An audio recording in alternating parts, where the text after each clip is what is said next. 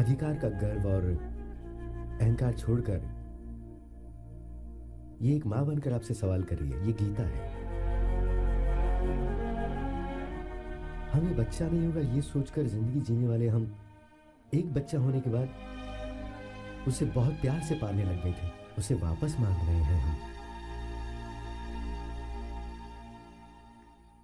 हमने अपने दिल से सोचा तो हमें एक बात अच्छी तरह समझ में आई।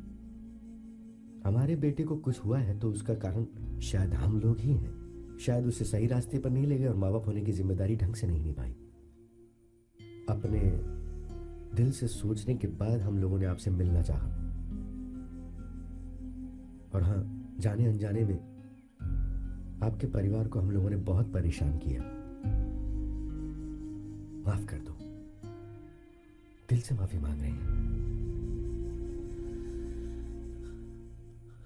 सच क्या है ये जानना चाहते हैं क्योंकि ये अमेरिका जाने वाली है। वरुण की याद हमें आज भी आती है। ऐसा लगता है कि वो भी कॉल करेगा। उसकी वो फोन पे आवाज, उसे सुनने के लिए हम लोग तरस रहे हैं। उसकी आवाज अभी भी हमारे कानों में गूंज रही है।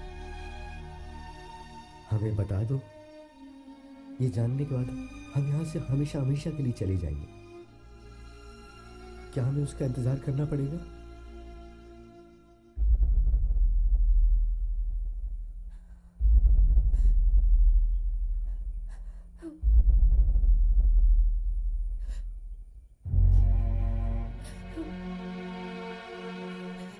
हम समझ गए। अब आपको विश्वास नहीं रहा और वो विश्वास हम ही ने खोया है। लेकिन हाँ, हमारी गलती के लिए हमें माफ कर देना।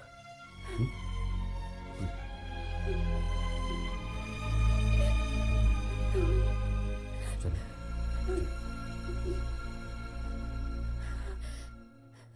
आप वाकई एक बहुत अच्छे इंसान हैं। आपका दिल बहुत बड़ा है जो मेरे पास नहीं है। मैं एक बहुत ही साधारण इंसान हूं। मेरी पत्नी, बच्चियां, एक छोटी सी दुनिया है मेरी। यही मेरा परिवार है। इसके बाहर कोई सपना देखने की मैं हिम्मत भी नहीं करता हूं।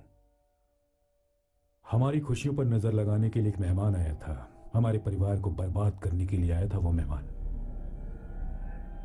हमने रो रो कर, बिलक बिलक कर उससे विनती की, लेकिन उसके कानों में जूं तक नहीं रेंगी। हमें समझ में नहीं आ रहा था क्या करें। वो दोबारा हमारे घर में न आए, इसलिए हम लोगों ने एक निर्णय लिया।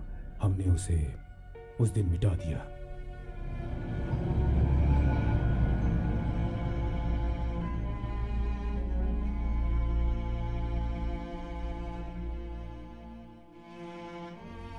मेरे दिल को अच्छी तरह एहसास है कि मैंने आप लोगों के सपने को तोड़ा है, और इस समय हम बस इतना ही चाहते हैं कि हम आपसे माफी मांगे। हमारे मन में समय जो भी आया वो हमने किया, क्योंकि और कोई रास्ता ही नहीं बचा था।